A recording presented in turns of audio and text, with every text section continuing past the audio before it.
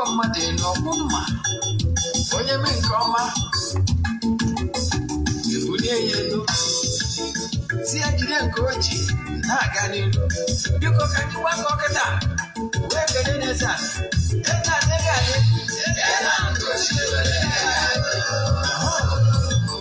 Eze-Ana Ugochi tubelu nwoke ọma na oraifite ị ga-adị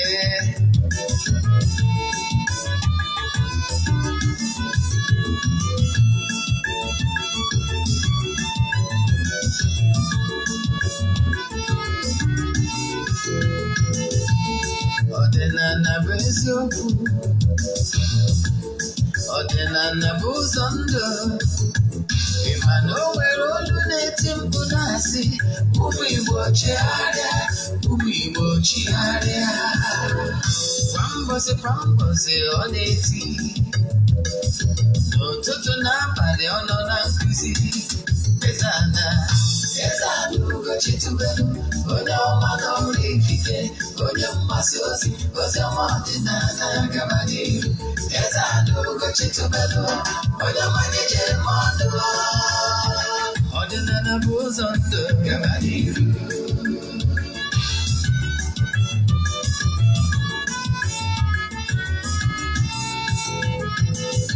Eze-Ana Ugochi tubelu onye ọma na oraifite onye mgbasa ozi ọma ọdịnala gaba n'ihu Eze-Ana Ugochi tubelu onye ọma na-eje mmadụ ọdịnala bụ ụzọ ndụ gaba n'ihu Eze-Ana ga-adị Ugochi tubelu ga-adị Ugochi tubelu temple ọ ya adị maka na eziokwu ọnwa chacha ndị oke erighị anyị fantambaki ndị oche eri anyị fantambaki fọchasị kara aka ghọrọ ụmụ Igbo si anyị rapụ nke anyị na nke faka mma buru Baịbụl bịa akụkọ mepekwa chọọchị fa obodo ụka dịkwa mmadụ Ugochi tubelu ekweghị ekwe Eze-Ana si na ọma mme ọdịnala amanwụ ọmanwụ chacha oge ọbụla ọ na-eti ọ nọ na nkụzi Chukwu abịa ma gbaa gị ume ọdịnala ya dị Eze-Ana Ugochi tubelu onye ọma na oraifite onye mgbasa ozi ọma ọdịnala gaba n'ihu Eze-Ana Ugochi tubelu onye ọma na-eje mmadụ ọdịnala bụ ụzọ ndụ gaba n'ihu ụmụ ọdịnala Igbo tụtụ ọma a sị nka chi tata afọ pụtara anyị ihe ọma ma pọpụrụ anyị ihe ọjọọ aka bụkwa onye nke gị Ogbuefi Eze-Ana Ugochi tubelu oraifite abụ m onye isi nchụaja na Ugochi tubelu ọdịnala temple nke dị na Anambra steeti anyị na-agba afa mmiri emi nwekwazị ọrụ mmụọ dị iche iche abụkwazị m onye isi nchụaja na ọdịnala restoration prayer ministry bụrụkwazị onye mgbasa ozi ọdịnala Igbo you can call me an ọdịnala evangelist I will answer my mission is to help people live better life n'ụbọchị tata isiokwu anyị bụ nsọ keeping those personal nsọ and the spirituality. Enwere so many nsọ ndị mmadụ created onwe ha ya ka mbịa ka nkọwalụ gị ka ịghọta ihe dị iche na Igbo spirituality nsọ ana na nsọ ndị mmadụ ji aka ha created onwe ha out of their personal devotion.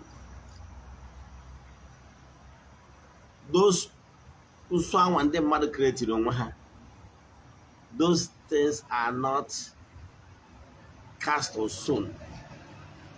It's personal devotion. It's not a compulsory thing for onye ọdịnala Igbo. Ya ka anyị ji ọbịa ya agba nke mbụ ya. Ma before I gaa n'iru ka anyị maa ọkwa dị mkpa. Echefuna na aja anyị na-achụ kwa ọnwa nke ọnwa April ka na-aga n'iru. ejegori m chụọ aja na temple n'ụtụtụ a. Then ndị niile sonye na ya bụ aja ga-enweta nchịkọta ya bụ aja on the 19th. A ga-esie na WhatsApp sendịala onye ọbụla sonye na aja only. So ndị nọ na sonye na dati aja ga-enweta ya maka ka isi malụ. Abịara m esho ihe ọrụ na social media maka na ọ dịrọ mkpa, ọ dịrọ necessary. Ya nke a nke ofu. Nke abụọ bụ na our movie Epic Village is ongoing. Maybe if I have time, maybe later this week or next week, we may the video if call yes. Then obro nature they that watch movie through life stories. Maka na iji movie anyị na sponsor ka anyị wee correct ya the bad names enyegoro ọdịnala Igbo. Ọ bụrụ onye ọbụla wụ bad egg mee ihe ọjọọ ebo ya ọdịnala. Ka ị malụ nke bụ ihe ọdịnala kwuru, malụ nke bụ excesses of individual personalities. So that ị nwee ike itinye the right peg and the right hole. So that our movie, we are here to correct the impression. All part of all Garavana Fumaki evangelization in ordinary Igbo na akwado ya bụ ihe onyonyo. Ọ bụrụ na na-alụ n'any cable television like multi-choice as a family, both Go TV and DSTV, or na Iroko television or any other television that want to be airing our movies, please chat me on WhatsApp. Before I mention my WhatsApp number. Ọ bụkwa ndị iso na aja nke achọ n'ọnwa ma na ịchọrọ iso ya nke ọnwa Mee. Etu esi eso ya ndị na-eso ebu na ya amadugo, mana maka gị onye ọfụ if order ya 3 prayer request, make donation token to the account number. A chat is them na WhatsApp and what details I need from you. My WhatsApp number is 0805 7837672. I repeat, 0805 7837672. That is my WhatsApp number. Then again, he was on the Makiabiabo. Obro na family ben nage, bo family ebe mebiri ofo. O wee na-enye nsogbu. Ijego na afa ara agwa gị na-emebiri ofo na ben nage. Na ụnụ ga-awachie ma ọ bụ na ekunu ga-eme nke ma ọ bụ nke ọzọ. Biko maka udo obi, jee na my YouTube channel ebe a na-watch movie. Ka ị ga watch ya bụ ebe family ndị emebigoro ọfọ, ihe nsogbu na mpịawa azụ weta, and the only solution. I'm a living witness. Ije na Ugochi tubelu movie productions ka ị watch ya. Yes. Nke abụọ, ọ bụrụ na family be nna gị bụ family ebe emelụ ọtọnọ. Yes, emelụ mpụ dị iche iche that is bringing calamities and challenges of life that trigger the anger of the gods. Unu enwe na-enwe mpịawa azụ. Biko, ị na-idiri ije na my YouTube channel Ugochi tubelu movie productions ka ị ga watch ya our movie Anger of the Gods. I think the promo is there. Yes, tomorrow or next year, what are the complete movies there? Then nke abụọ nke abụọ. Nke ịtọ, ọ bụrụ na ị chọrọ ịma ihe gbasara oke ite, ọ bụrụ na ị chọrọ ịma ihe gbasara oke ite, hapụ ihe ọbụla dibịa ọbụla nwere ike ịgwa gị, jee na YouTube ka ị watch ya ebe anyị kọwara anyị atịrị na movie the consequence of okite ma ọ bụ enye ajọ ọgwụ ndị ọzọ. Akpọrọ ya Igbo, akpọrọ ya nke ọbụla, mana ọha ihe niile agba ajọ ọgwụ. Jee na YouTube anyị Ugochi tubelu movie production ka ị watch ya. Nke ịtọ, ọ bụrụ na family ụnụ bụ family ebe emegoro alụ ma ọ bụ n'isogo dị involve na sleep with your blood relative ma ọ bụ nwoke ma ọ bụ nwanyị, ihe ndị a bụ abominable act na-eweta nemesis. Jee na our YouTube channel subscribe ị ga-enwetakwa our movie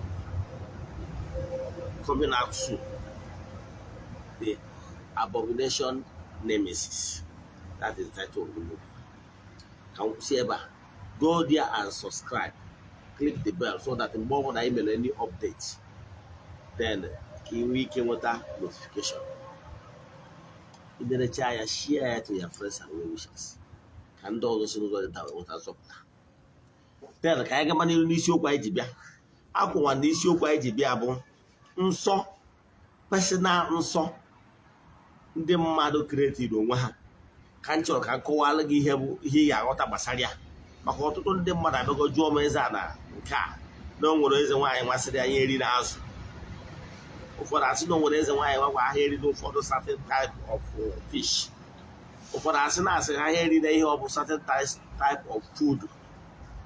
Wee na-ajụ bụ ihe ndị na-etu ọgbọ ọdịnala Igbo.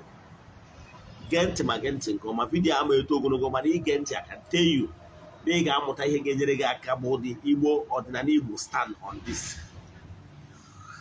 Nke bụ eziokwu bụ na Igbo spirituality does not stop you from eating whatever that is healthy for your body. You get? Igbo spirituality does not stop you from eating whatever that is healthy for your body. Except ihe ndị bụ unu na-asọ. Ihe ndị bụ unu na-asọ. Iji maatụ. N'obodo mbụ Ana-Edo na Anambra State. Ana-Edo abụrụ sọ Oraifite. Ana-Edo comprises both Ichi ma Nnewi. That is Ana-Edo comprises Oraifite, Nnewi and Ichi. Yes. Then e nwekwara obodo ndị ọzọkwa dịka ndị Idemmiri na-asọkwa eke. Onwere delicious food ị ga-prepare m with eke. Can we the food? Reason bụ na eke bụ ihe may describe as the symbol of the gods of Idemmiri. You got that? And Edo bụ our strong deity is from Idemmiri or Adi Idemmiri ka ọ bụ. So anyị na-asọ eke. Ghọtara ya? Mana ije na-eze agụ as I had na ha na-egbu ewere taa abacha. So ije n'obodo a na-ebe ntị merụ ntị umegide tinye.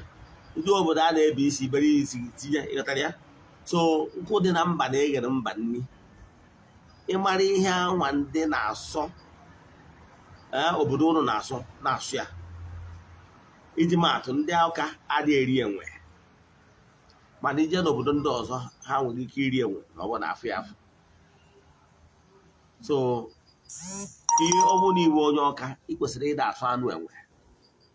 Then ọ bụrụkwanụ na ibi ebi n'Awka chọọ ka the gods of the Awka gọzie gị so ha sọba ihe a ha na-asọ maka udo obi. Ị ghọtara ya? Mana minus those customs nkụ dị na mba na-eghere mba nni. When you are in Rome, behave like Romans. So all ihe ndị a ka ọdịnala Igbo recognize. Ọ bụrụ na ndị be unu na-asọ ewi, please don't eat ewi. Yes. Ọ bụrụkwa na ndị ibi na ana obodo na-asọ ewi, ọ bụrụ na ọ ga-ekwe gị mee sọkwuo ewi ka gods of that land nwee ike kwudoro gị ka ị nweta akụ na ụba dị n'obodo a wee na-abịa nna gị. Ị ghọtara ya? Ama na ịghọtara ihe m kwuru. Mana ị na-egezi ntị na nkụzi dị iche iche ị na-anụ na soshal midia. Agwara m ụnụ na ihe kpatara na ụnụ amaghị confuse bụ na nkụzi a na-akụzi na soshal midia adịrọ coordinated. You know why? Ọtụtụ ndị mmadụ na-akụzi based on ife ha nụtara n'ọnụ mmadụ. Maybe onye a nwere ike ịnọ Lagos, o nwere ike ị na Abuja, o nwere ike ị na Akure, nọ ebe a na-akụzi ọdịnala. Mana nke bụ eziokwu bụ na some of them abụrụ an authority n'ihe gbasara ọdịnala. Ụfọdụ n'ime ha nwere ike ibi na mitin ọdịnala be nna ya, ọ dọrọ na ya. In fact, ọ bụrụ na for any reason na onye anwụọta ebunata ya na be nna ya, ndị mmadụ ga-adị confused whether na ndị ụka ga-akwụ ya ma ọ bụ ndị ọbụla. o nwesịrị ike je goro ndị ọdịnala kwụọ ụgwọ enye ya, mana o identify with ndị ọdịnala be nna ya, at least ka amalụ ebe ọkwụ. Such a person nwere ike onwero ọbụrụ ana aka ji ọfụ, ọbụrụ ana any title holder in ọdịnala Igbo. So onye na-etu abụrụ a custodian of Igbo culture, maka na some of the things ọ na-akụzi abụrụ based on fact and witnessed in the community o si dị ya bịa, kama o nwere ike ọ bụrụ some write up some other person na-ede ka ọ nọ na-analyze na-akụzi. So o mere ya onye akpata na if a theologian, a Catholic theologian is teaching, ọ ga-adịkwa similar concur with another Catholic theologian na-akụzi na Abuja, because o jere ofu ọzụzụ. Mana problem enwere n'ọdịnala Igbo kịta bụ na ọtụtụ ndị mmadụ, o nwere ndị gba ọkụrụ ọgwụ ọjọọ na ha agbanata ọsọ agwụgwụ nwa, na ha ma anọnata n'otu ọdịnala dị na be nna ha.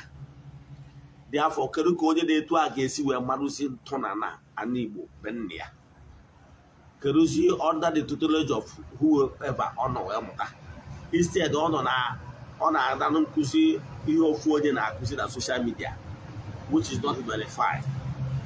So by so need wee nwee confusion.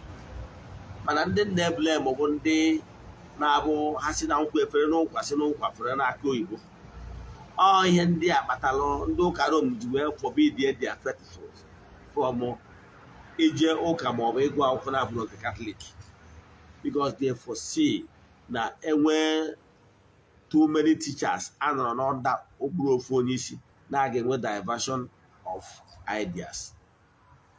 I mean the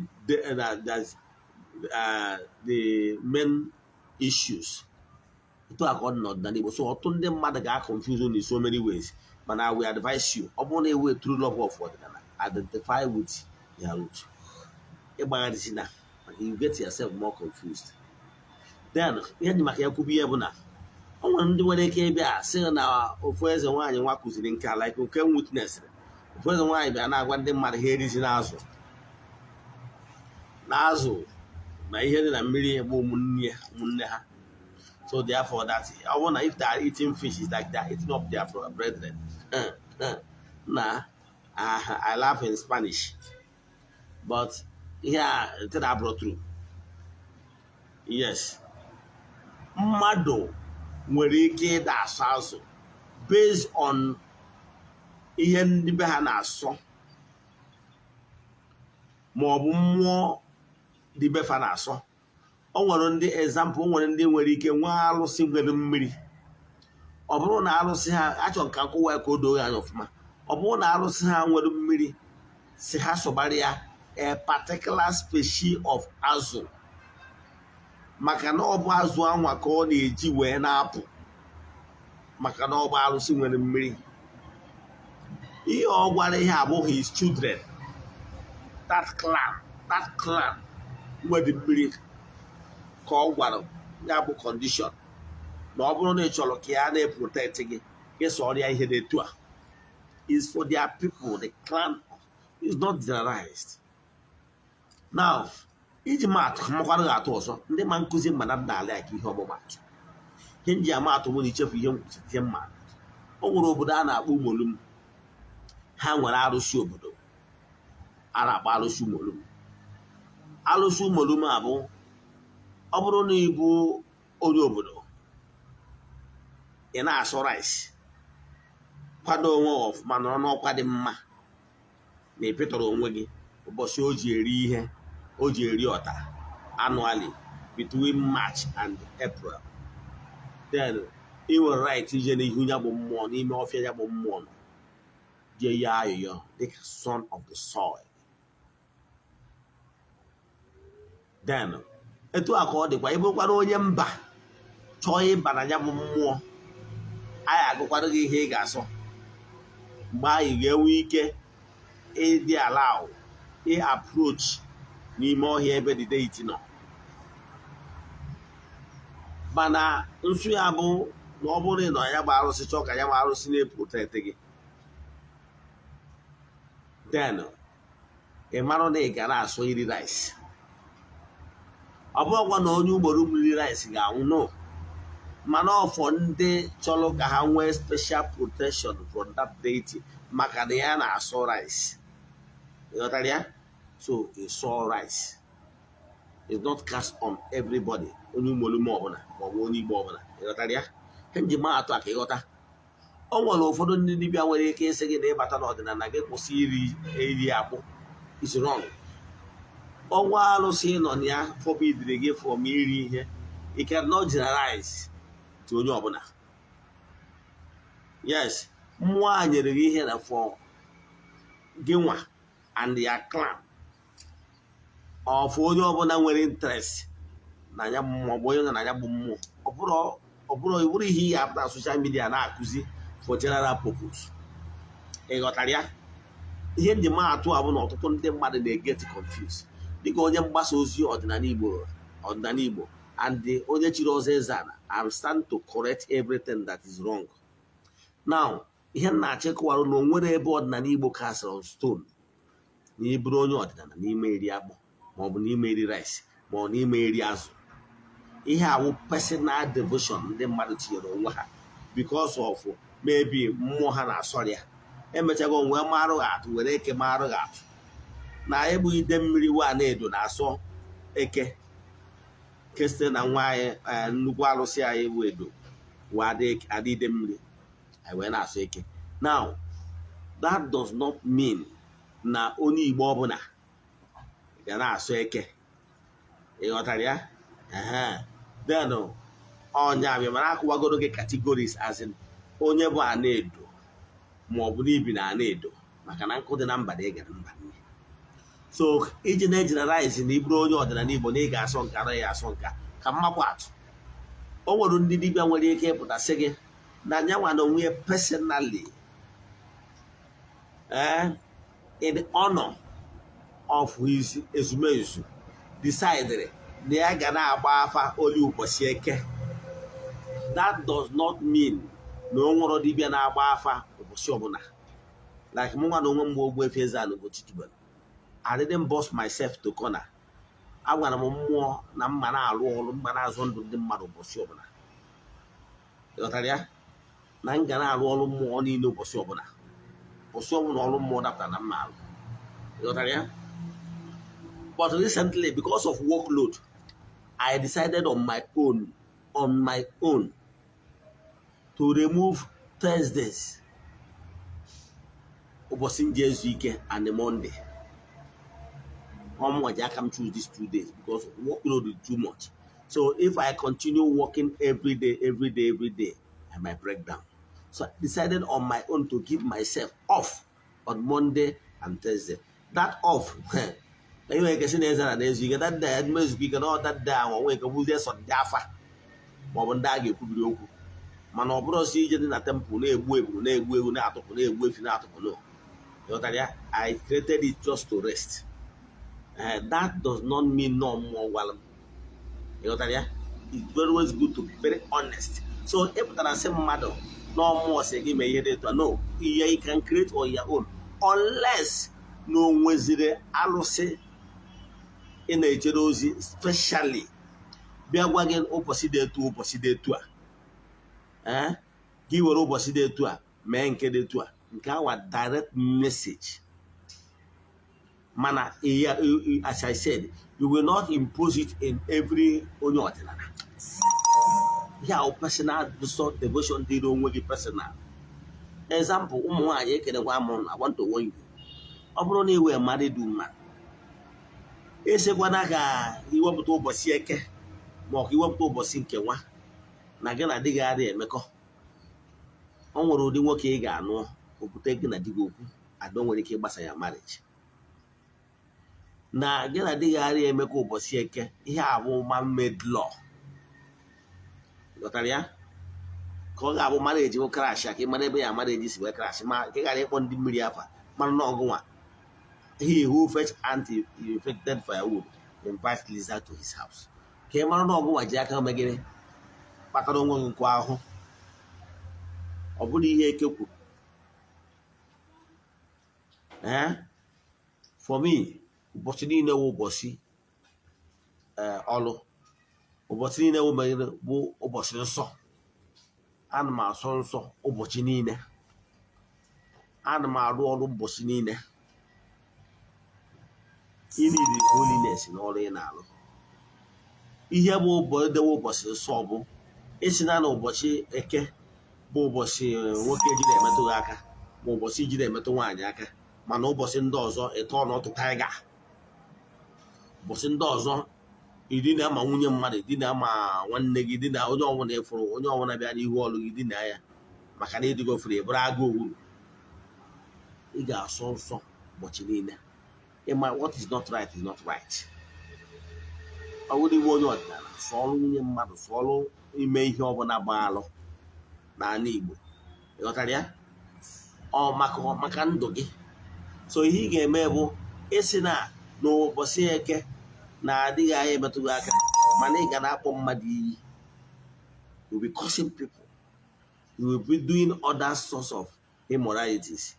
But ị deny ya nwoke mmadụ nke ọzọ, bedroom activities, always in honor. Under the guise na taa bụ eke. Marakwa na ihe ahụ iwu ji aka tiri onwe gị. Who sent you? O nwere ike ọ bụrụ na ị mụtara ya from whoever you are following. But I can tell you na ihe dị mkpa. Ọ bụrụ na ị bụ onye sịrị na anyị na-asụ ụbọchị eke, mana ụbọchị ndị ọzọ ị na-eme mpụ, na-eme ọtọnọ, ịnọkọ okenye si na ya na-eri oke mana o ji eze na-ekeri ụmụ ya ndị mmadụ ụmụazị. Ọ ka mma na na-ekwụsịrị ịdị na nwunye mmadụ. Ọ bụrụ na ọsọ nwaanyị na-alụ, na-edina nwaanyị na-alụ, dị alụ rụọ ọrụ ndị ọzọ, wepụ aka na ukwu ndị na-abịa ka ịrụ ọrụ ha ọrụ. Onye bụ ezigbo nsọ. What is important is fast from sin. Fast from sin. Sin is sin.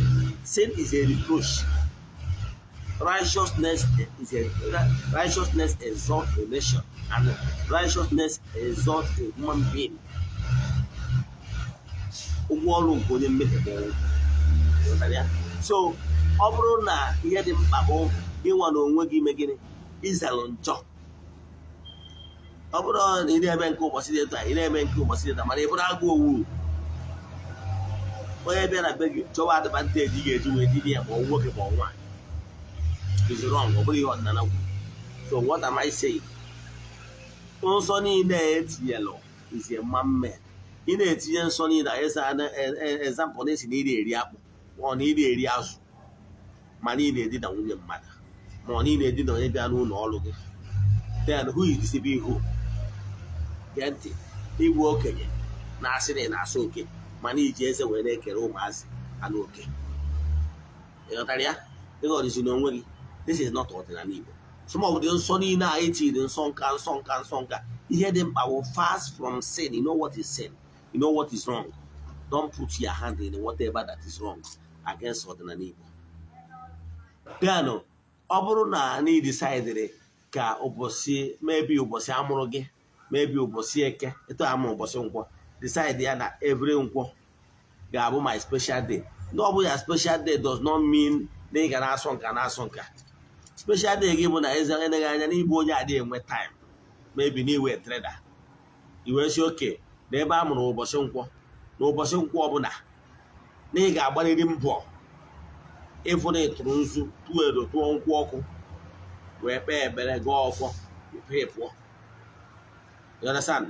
Because na onye bugoro ndị ụka na-abụgoro ụbọchị ụka ahụ esetịrị aside.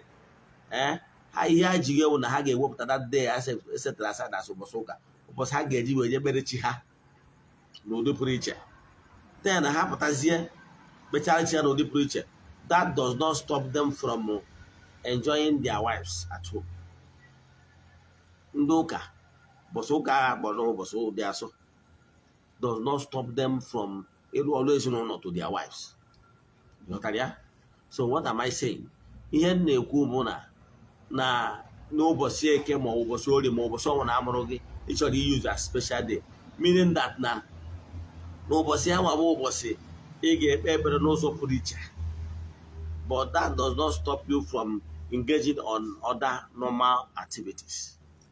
You got that? So anyị na-iwuwe ihe a bụ ka ndị na-eji abụ ọsọ nwa ha by corner in the name of ọdịnala. Etu ihe ndị a ji wee maatụ bụ ihe ọmụmaatụ. Enwere other things. Mana ihe nna-achị kọwalụ gị you take from me bụ na ihe dị mkpa bụ fast from sin. Fast from sin. Other man-made laws are just what ụfọdụ a na-enye a kindergarten person iji wee na-agbaziri ụzọ ka o wee nwee ike na-achịkọta onwe ya. Like onye a na-asị at least ụbọchị ngwa amụrụ gị kaba ahụ fụrụ ịgọrọ ọfọ hụ na onye ahụ enwebụrụ ọ dị aga ọfọ everyday mana ọ na-akaba ahụ ụbọchị ahụ ụbọchị amụrụ ya kaba arụfụ n'ọgọrọ ọfọ. Ihe awụ ihe a na-enye onye ka bidoro ọfụ ka ọ na-emegori ya. Ọ bụrụ maka mụnwa bụ ụbọchị niile wụ ụbọchị dị asọ. To me, ụbọchị niile wụ ụbọchị dị asọ because every day before I will go outside my compound, I must go to entities of powers. Je kene ha tuo ha afọ ụtụtụ wapụrụ ha ọjị ikuku ha arụsị ewepụsa m before enwee m ike wee fesie the mortals. So every day is a holy day. And every day is a holy day does not mean na anyị apụ ghara ime ihe dị mma. Ihe ọbụla ị na-eme n'ụbọchị a ya bụrụ for the glory of God, whether you are doing work or not. Yes, so that is where I want to stop today.